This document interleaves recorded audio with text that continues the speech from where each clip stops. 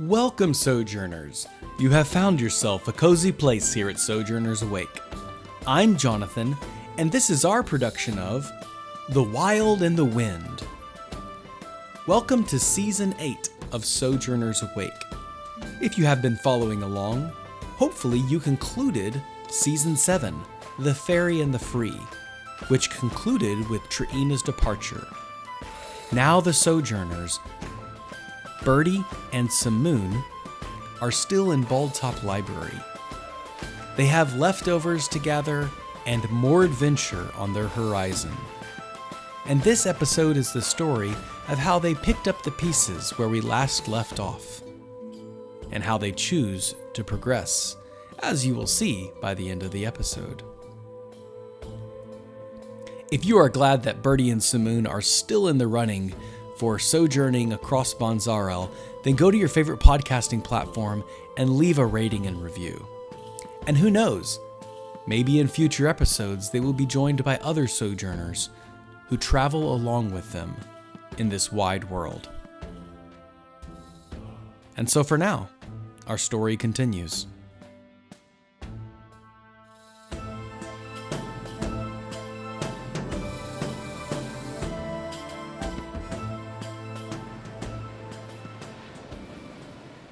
And so for now, our story continues. 3 days had passed since Trina had left for Dreamland by the hand of the Prince of Autumn and Twilight. A sudden warm wind blew from the southern Mavi Ocean. Baldtop Library began to shed their coats and trade them for looser clothing. Kalan and a few diplomats traveled to Boshan after receiving the dangerous delivery from House Basile. Gates and doors all around southern Tetherna began to close up, and many wondered what the northern kingdom thought of these violent uprisings. Would the border and trade route become closed during this increased violence? Baldtop security increased, and fewer pilgrims traveled. The courtyard was starting to look unusually sparse for this time of year. Thomas Irony Riverwell, the former visitor's guide for Baldtop, retired in his dwelling within the House of Lazarus, but his furlough drew quickly to an end.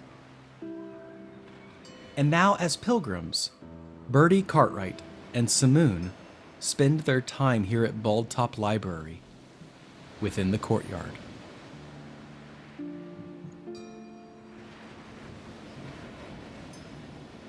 The nighttime sky is calm and gentle.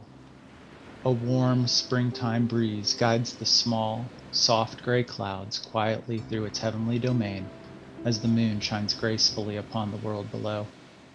Silhouetted by its governing light, Baldtop Library appears as a resolute giant atop the water-beaten cliffs overlooking the Mavi Ocean. Within its borders sleeps a Genasi who finds himself dreaming of his most recent escapades. Wow, look at this place! Isn't it amazing?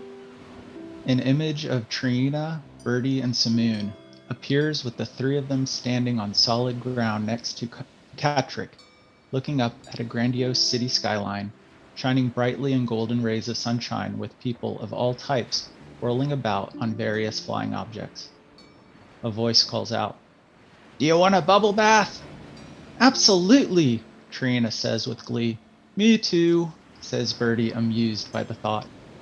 An image appears of Trina and Bertie bent over towards one another with both hands holding each other as they grin widely while the tavern keep smiles at their excitement. Suddenly, there's a shout, and an explosion washes over the image, switching to a new one with 3 punk teenagers throwing firebombs into the dining area of the tavern as people are caught gasping for breath in the billowing smoke. This is quickly replaced by another image of Trina, Bertie, and Samoon standing triumphant over top the perpetrators as firefighter hippogriffs are spraying out the flames. Back at Baldtop, the gentle breeze swirls through the open window leading into Samoon's room and tickles his body like a cat in the night. He rolls over and continues dreaming. The image of Skyworld streets appear, decorated in brilliant colors, and festival attire is worn by many who stroll along the walkways. There is a sense of fun and spirit in the air. Trina, Bertie, and Samoon are mesmerized by the sights and sounds of this bubbling metropolis. Inside Baron Feathermore's estate, games are set up and drinks are passed. An image of a game master appears shouting into a cone about a fight with a boar, and Bertie quickly rushing towards him with Trina and Samoon raising their hands and cheering approval. The wind gently sweeps along Samoon's exposed arm, and he twitches a little. Carrying on, Samoon begins to dream about the Feathermore party. The image of Trina and Bertie looking beautiful in their fresh, clean dresses, Bertie's in particular sporting the tusks of her fallen prey, as though this party was thrown solely for them. Samoon stands next to them with their new friend Elastra holding onto his arm. From the party, the image changes to a chase down the darkened streets of Skyworld, and then breaks open to a town square with a large, looming wizard's tower in the middle. Next appears an image of Trina reaching in and pulling out a goblin man dangling by his foot. Suddenly, atop the tower, the image of a confrontation appears, showing silhouettes of 3 figures before Trina, Bertie, and Samoon, followed by a sudden burst of green ethereal light. As the light dims back to visible, Trina, Bertie, and Samoon, along with Elastra, are shown upon the back of a massive green swan, soaring upwards with the wizard's tower growing smaller in the background. The wind continues to gently stir around Samoon's unconscious body, causing him to tussle more in his bed. The next image appears with Trina, Bertie, and Samoon meeting with the Prince of Autumn beneath the Tree of Inspiration back at Baldtop Library. Trina is then left there alone with him as Bertie and Samoon follow after a wiry little girl whose likeness is that of a delicate flower. Next, the happiest image of his dream appears. Trina embraces her daughter, Ermonte, with the most gracious hug a mother could ever give as tears glisten in the corners of her eyes. The moment transitions to Bertie giving Trina her own mother's tender counsel, while Samoon guides a flying Ermonte around the courtyard fountain. The wind around Samoon's body begins to move faster around him as his tussles turn to tosses and his head begins to whip back and forth. A collage of images floods his mind as new faces begin to appear. The likes of Sterling, Vaughn, Hawkins, and Ascenditon, each face having quick flashes of events. Sterling in the portal, Ascenditon being licked by a small dog, Vaughn walking away holding up 2 fingers saying have fun, Hawkins explaining the concept of a closed door policy regardless of the door's openness, the gym workout, and wall climbing. At this point, Samoon's thoughts begin to spin out of control. The wind now more agitated in his room, Samoon tosses and turns back and forth, back and forth. He begins to mumble something that is inaudible. Tuh, tuh, tuh. The papers around the room begin to swirl and fly. Books begin to fall off the shelves and the sheets begin to rise from his bed. And then there is stillness. There is silence. The room quiets down. The papers settle on the floor, and the sheets lay softly back upon Samoon's exposed body. Another image appears in his mind at this moment, one that is the most dreamlike. From a far away view, the moon rises mightily over the Mavi Ocean, its fullness and glory unmatched in all the land. And before it, in its watchful face, the silhouette of a woman. As the image draws closer to this mysterious figure, the moonshine begins to reveal her features. In the contrast of light and shadow, Trina kneels quietly upon the ground. Falling from her eye, in the gleam of the moon's magnificent glow, a tear rolls slowly down the dark side of Trina's face to the edge of a soft smile. Then she's gone. Samoon's mumble becomes audible as he says out loud, "Trina!" A tear rolling down from his sleeping eye, the wind in the room pulls out of the window and upwards to a calm and gentle nighttime sky, guiding the small gray clouds upon this moonlit night.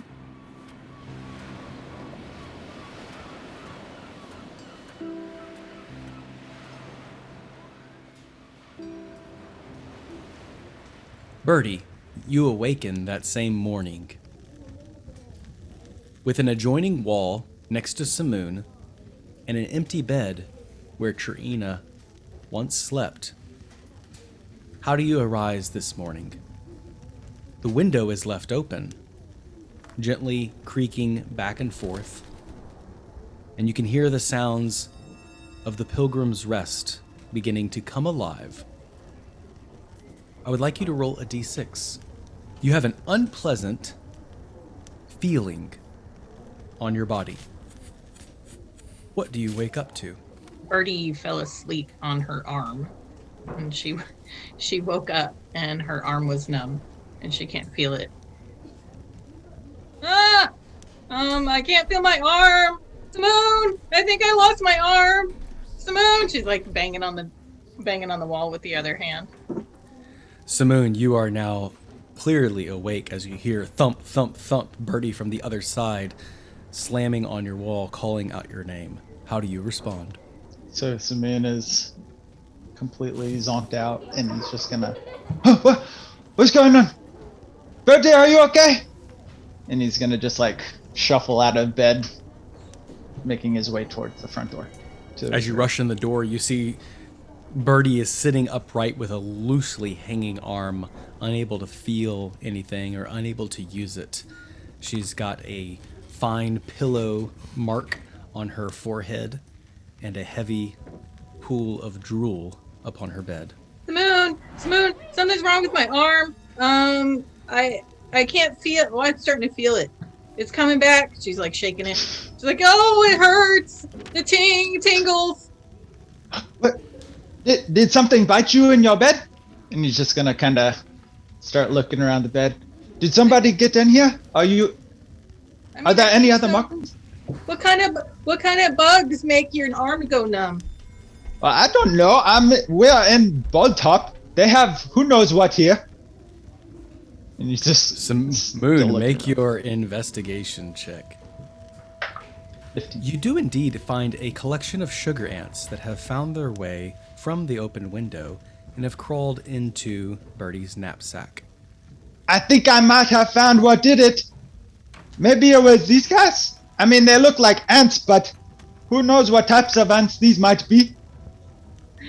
Bertie reaches into the knapsack and pulls out one of the ants and eats it and says, "No, I've had these before. These are actually pretty good. You want one?" No, I will pass on that. Thank you very much. But you know what? I think my hand is healed.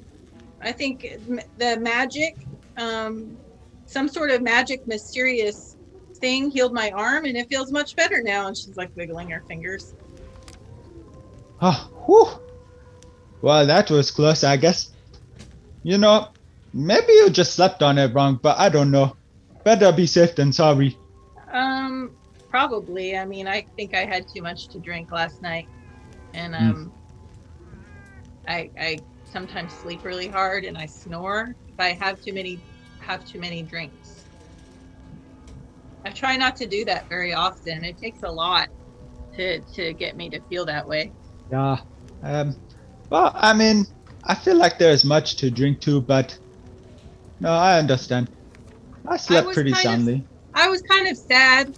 Do you think that Trina is going to come back? Well, you know, I'm pretty sad about that too. And He kind of just pauses and looks kind of to the corner of the room. Well, to be honest, Bertie, I don't know what to think, but you see, I had an interesting dream last night, and I feel like at the end of that dream, I don't know. I feel like there was something about it that was telling me that, it's going to be okay. I mean, I don't have the answers, but wherever Trina is, I feel like she might have done this out of the freedom that she was looking for. And I mean, I guess that's all I have to really go on, but I mean, no one has come to us about any kidnappings or people going missing here at Botop, so I don't know.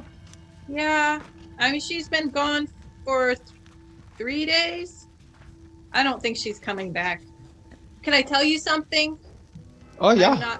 I'm not very happy with her leaving her daughter. Yeah, that is very sad. You know, my mom left me. Bertie, I don't really know that much about you, and I must ask for your apology for not inquiring, but who do you mind telling me about your parents? You knew them? I remember them. I know my mom now because she kind of follows me around wherever I go and reminds me to bathe.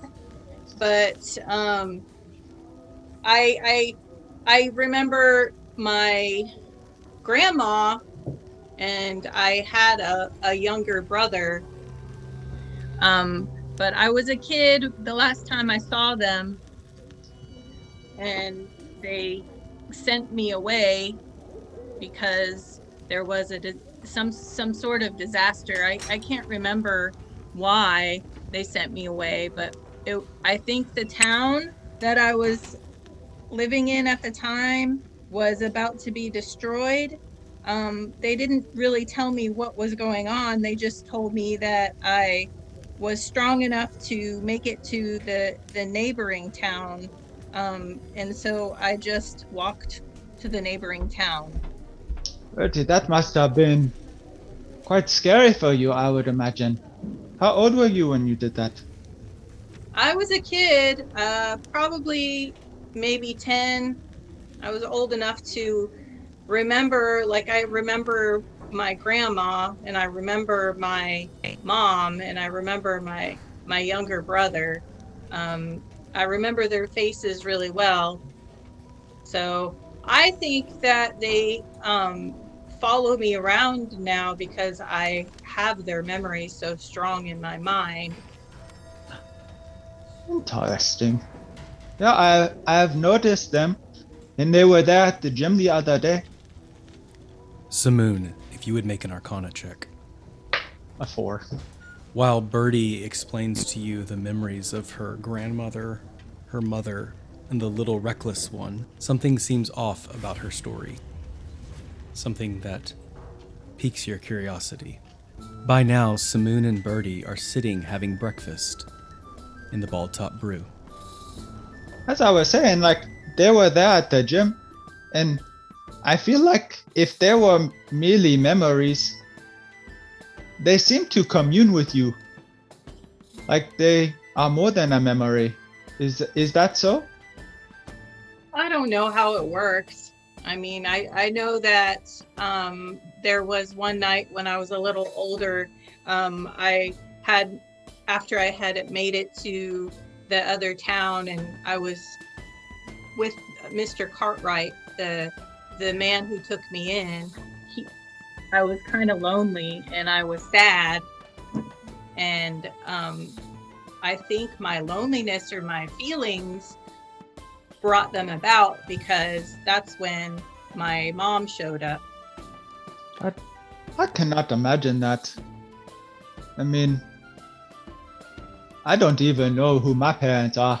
I was just found at the orphanage. What's weird is I don't know what happened to my dad. I remember him being out. He was sometimes the men in the tribe or the male halfling people would go out hunting. I don't remember him, and he hasn't showed up here like in my brain or in my memory. So I don't know where he is. I mean, just like eating an egg. And he's just kind of taking in what you're telling him. I think sometimes I get sad when I see that I'm mad at Trina because she left her daughter. And that was a sad thing. I don't know that I could actually see her again. And feel the same way that I felt about her when she was with us on Cat Trick and in the Cloud World. Yeah. That's why I kind of hope she comes back. I can see that.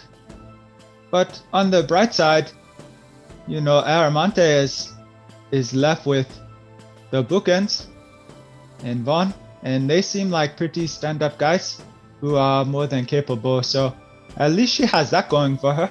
Yeah, I mean, they seem nice and all, but sometimes it's nice just to have like a woman's touch.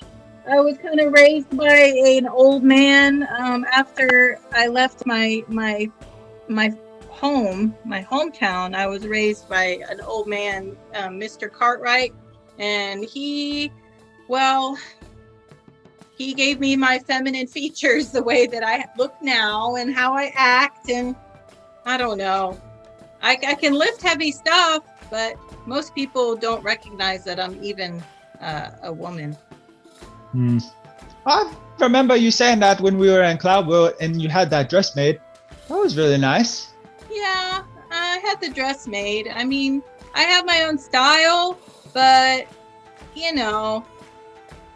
sometimes it's hard because I feel like I want to get married. I want to have a family. That's what hen folk do, right? Like they go get married and have kids and stuff.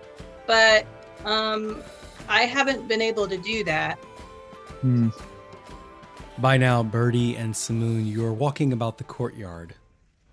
Well, Samoon, what are we going to do if Trina's gone? She added all that drama to her life. He just snickers. Yeah, she was a bit melodramatic at times. But I will miss, just her charm in certain ways. All I can hope for is that she is where she wants to be. And, as I say, the wind takes us wherever we go. And, I wonder if she's going to marry the Prince of Autumn and have little autumn tree babies. That would be very interesting, I think. As Samoon and Bertie walk through the courtyard, feeling the beginnings of the warm spring air, would any of them pursue an answer as to Trina's mysterious disappearance? Do you think maybe we can check with the bookend guys to see if they know anything about what happened to Trina? I guess we can ask if they are around, but I don't know where they are. Have you seen them lately? I don't think they like me. Make an investigation check. A 5. 5. Bertie and Samoon, you do not see any of the bookends. However, as you are walking about the courtyard, you do see Kalan. He waves you down. Bertie? Samoon? I have a message to give you. From Vaughn. He's out on business right now. He asked me if I would deliver it. Oh. How are you doing? Oh, I'm fine. We're doing okay. That's good. Good to hear. What is this message that you have for us? It's from Vaughn, and it was instructed to give to Bertie and Samoon, not Trina. I'm guessing it's, Not to speculate, but I'm assuming it's because he didn't want Trina to know something. But since I have not seen her for a while, she has mysteriously disappeared.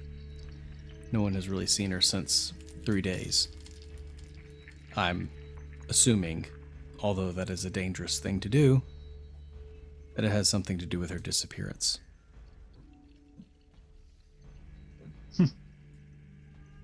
Hey, Bert, do you know what we should do? After we get this message from Kalan here, maybe we should call the Prince of Autumn guy and see if he shows up to us. I mean, how do you call him? I mean, I don't. I don't remember. Kalan rolls his eyes. Well, what is the message, Kalan? Hold on. Bertie, as you wait for Kalan to deliver this message, what do you notice here in the courtyard, and what do you pay attention to? Hey, Samoon, don't you think that this courtyard's looking kind of boring? I mean, don't they have like better decorations normally? Yeah, and you know, the people around here don't seem to be as many. Like, I don't see as many students studying about like they were the other day when I tried to come out here and study, but then my rope did the thing. That was weird. It was weird, and it took a long time to process that paperwork. Cortania was incredibly upset. I'm sorry, Kalan. Don't apologize.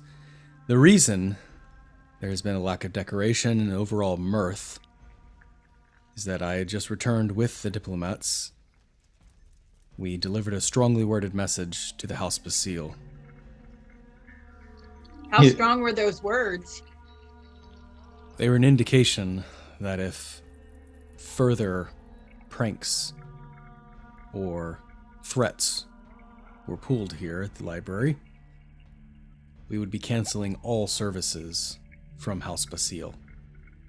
That includes any pilgrims coming from House Basile, and we would cut off all diplomatic relations with them. We had a diplomat there named Halal, who had been doing some work there, but unfortunately he turned out to favor House Basile over Baldtop Library. Time for relationships and diplomacy is quickly coming to an end. It is easier now to make enemies than it is friends. I beg your pardon, Kalan, but who is House Basile, and what did they do? Without giving you a full history lesson of Boshan for the last 80 years, they have been ruled by a few noble houses. House Basile has been one of them, quite notably the one that delivered manufacturing to the entire city. Perhaps you've heard of the uprisings in Boshan, the fires. Yes, I have heard of those. That's it. I actually escorted a librarian here. Brother Dogoth, exactly. Yes. All these things are happening for a reason. There are suspicions, and I stress that they are simply suspicions, that the uprisings are fueled by House Basile. It is uncharacteristically convenient that only their house has remained. All the other houses, like Steeplebottom, Slapana, Chinaston, have all but dissipated. Slaughterings, beheadings have all taken place, and of course, it is publicized that it is due to the civilians and the citizens of Boshan and their wishes. Though many people, I won't say my opinion on this matter, suspect that House Basile is behind it all.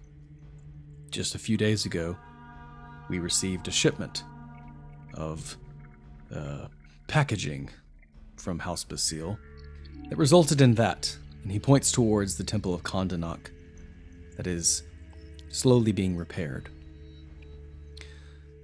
While House Basile denied the accident and claimed that it must be from some malfunction of our own users, one can't be too suspicious during these times. It is easier to make enemies at this point. Well, I assure you, that rope thing that I did was not to be an enemy to you.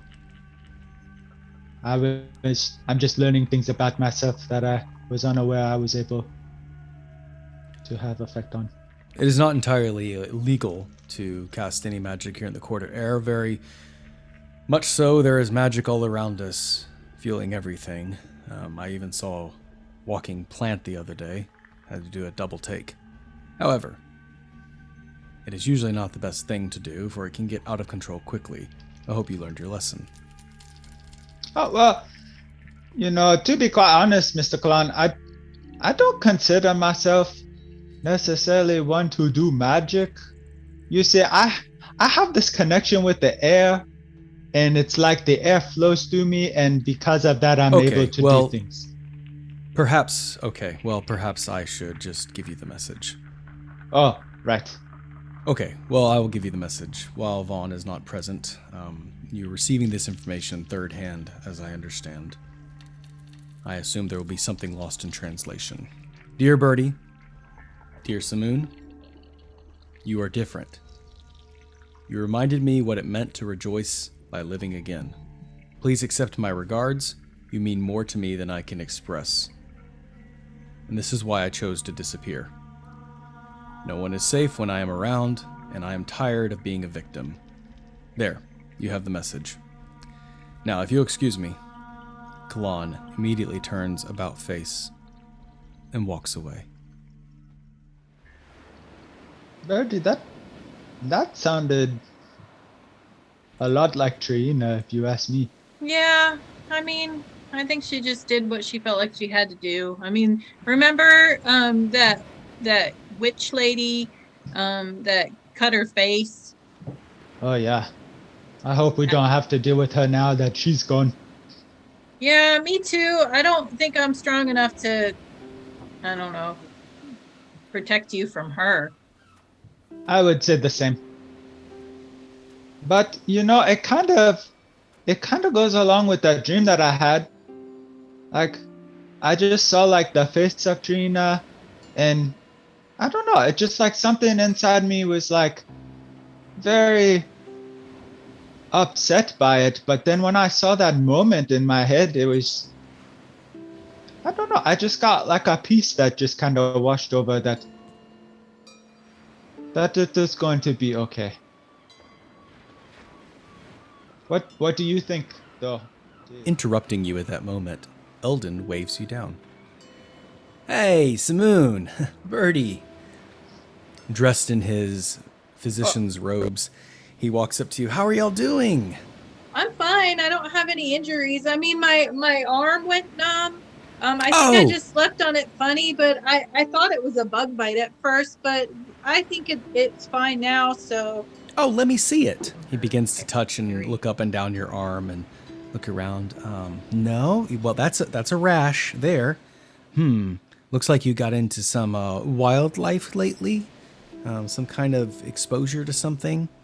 Have you been out in the wild? Well, I've had this rash for years and years. I don't really know where it came from. It's kind of my pet now. I sometimes I'll talk to it if I'm lonely. Oh, but that's called psychosis. Well, do you have any other imaginations, or do you see anything? Does anybody ever talk to you? I mean, my toenails have turned like this green color. And in between my toes, gosh. I mean, you can look there. Oh, I know. Eldon, sometimes when we're in conflicts, Bertie does have people that she mingles with around her. He cuts his eyes over to you. Yeah, they just appear. Okay, so many questions. I left my notepad back at the House of Healing. Would you... It's just around the corner. You've been there before. Would you mind walking with me? Come. He begins to pull you at the crook of your elbow. Samoon, do you really want to follow that guy? I mean, you got to keep talking to him. Yeah, I mean, I like Eldon, and who knows, maybe he has another edition of the Superfly that I might find some more inspiration from. Moments later, Samoon, you are sitting with not but 1, 2, but 3 copies of Superfly episode, thumbing through it, getting all kinds of information about the adventures of this wonderful superhero. and Eldon is examining the rash and using Mage Hand to look between the toes of Bertie Cartwright. Oh, this is a very interesting sample. He begins to look at it under a microscope. Bertie, have you ever been to northern Tetherna? There is a marshland region that grows this kind of organism. It's quite ubiquitous there. I mean, yeah, I've been all over the place, though. Very interesting. Okay. He puts the comic book down gently. You can tell that Eldon has gained a little bit more confidence than the last time you had seen him. He stands up taller and even speaks with a deeper voice. Now, these machinations of imagination, Samoon, you can confirm that Bertie has seen them before? Oh yeah, I have seen them. Oh. Well, he's obviously crazy too. If we're going on that route. Well, no, I didn't say you were crazy. I would just like some details. Who are they? What do they tell you to do? What are they like? Well, I mean, they're my family. Oh, he writes that down. Samoon, would you like to speak to that? Oh yes. Well, I guess I have a connection to the wind, and things happen through my arms too.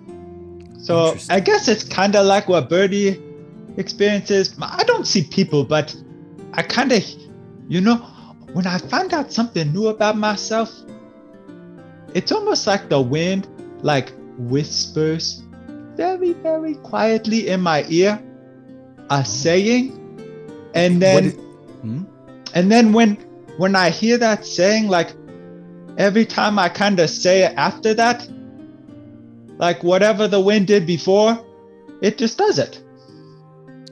And what does it tell you? Well, and Samoon's just kind of sits there and thinks. Well, I have this. When I'm in a conflict with someone and like they are making me really mad and I want to like focus in on them, like I remember a few years ago, like the wind like gently spoke like in my ear. And so now whenever I say Meuses too, it's like my focus on that person just kind of zones in. Things like that. I don't know. When you say that word, Maestes tu, his pen drops to the ground, as does his jaw.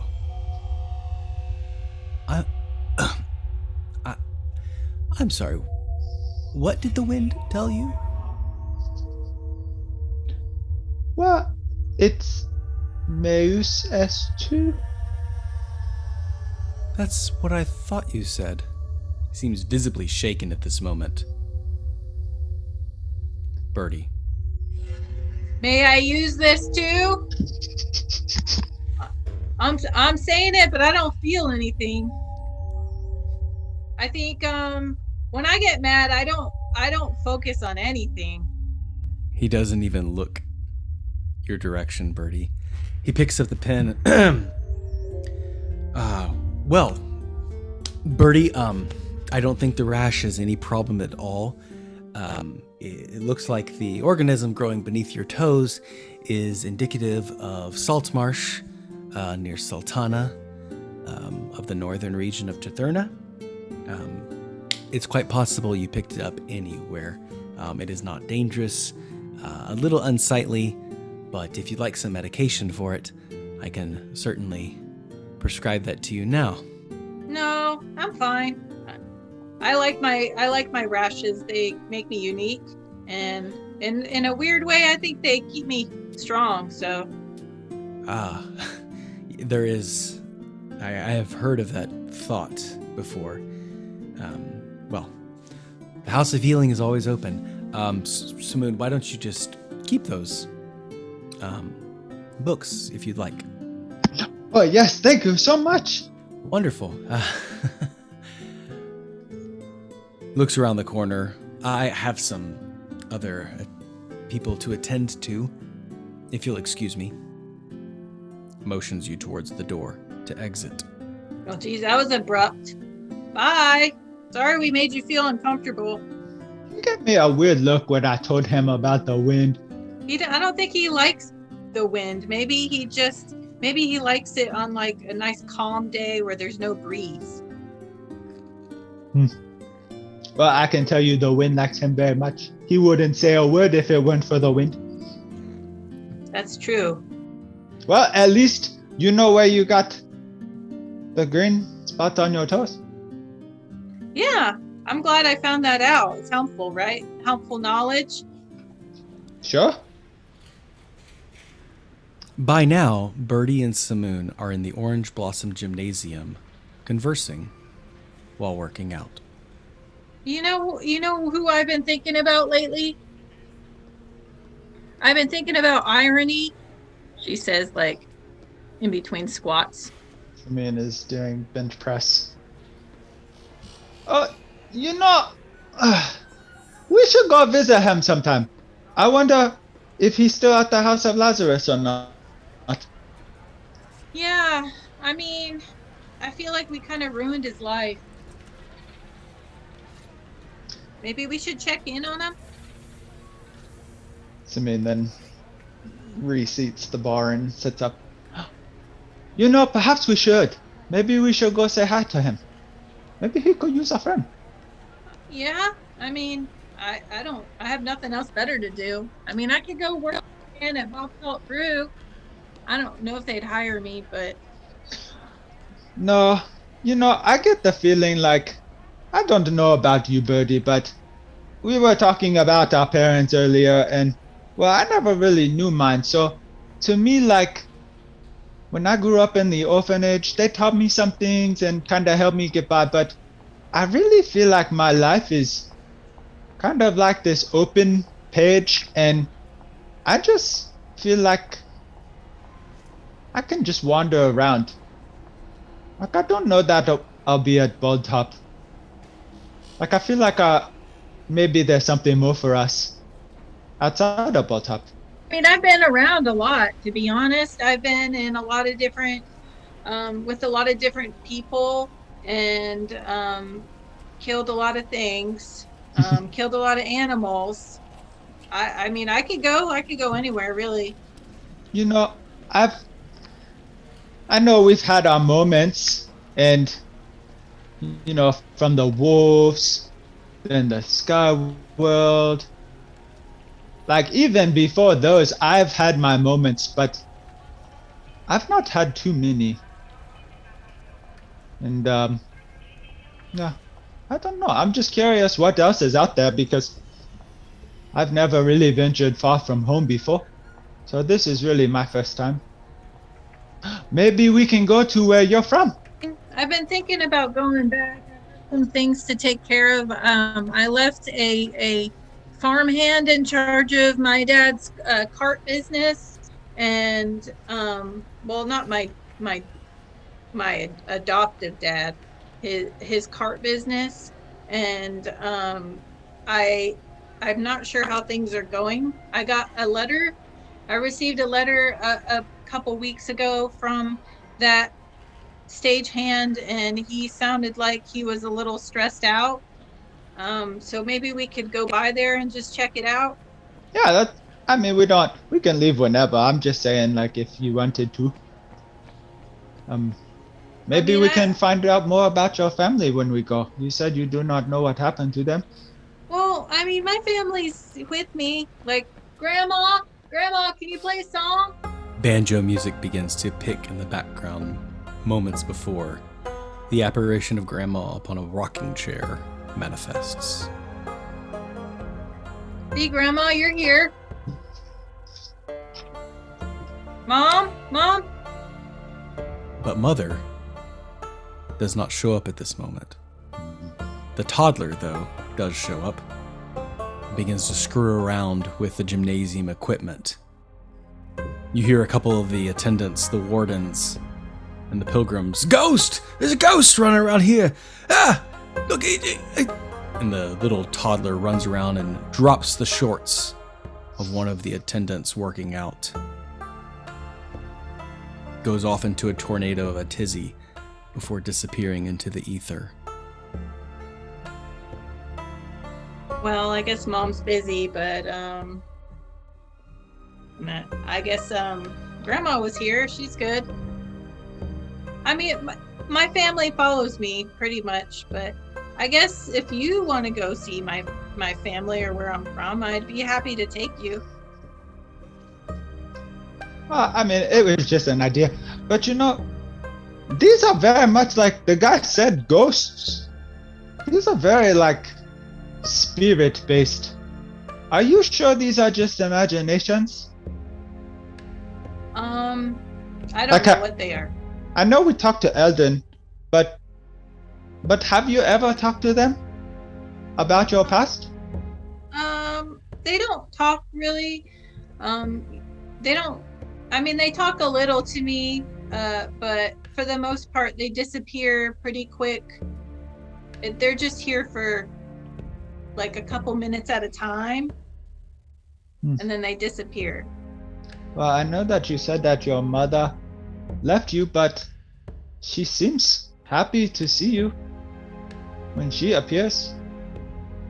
Yeah, she usually appears when I'm sad. Just like when I want a hug, she'll show up and give me a hug.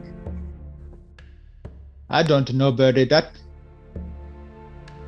don't know what I think, but if I had a mom, that would be very good, I would imagine, to have. And you said that she left you, though. Well, she sent me away.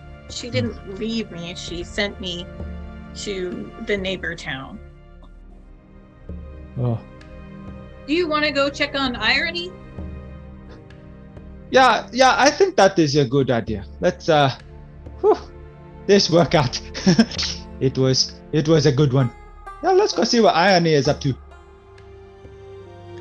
Through the courtyard you walk, and outside the house of Lazarus you see a wagon being loaded up with supplies. Two dwarves, chanting and singing a song, are loading up the wagon, and there sits Irony in traveler's clothes. He's writing in a book. He does not see you approach. And so for now, our story concludes. Every story comes to an ending, so for now we must conclude. Thank you for listening, Sojourners. Your attention will not go unrewarded, and we look forward to continuing this adventure. If you enjoyed this background music and ambiance, you should visit Tabletop Audio. Find them at www.tabletopaudio.com. And take the time to sojourn with us. For articles on playing your very own Dungeons & Dragons games, visit my blog at www.sojournersawake.com. You can also find us being inspirational on Facebook, Instagram, and subscribe to my newsletter on Substack. And however you choose to sojourn with us, as always, may your story continue.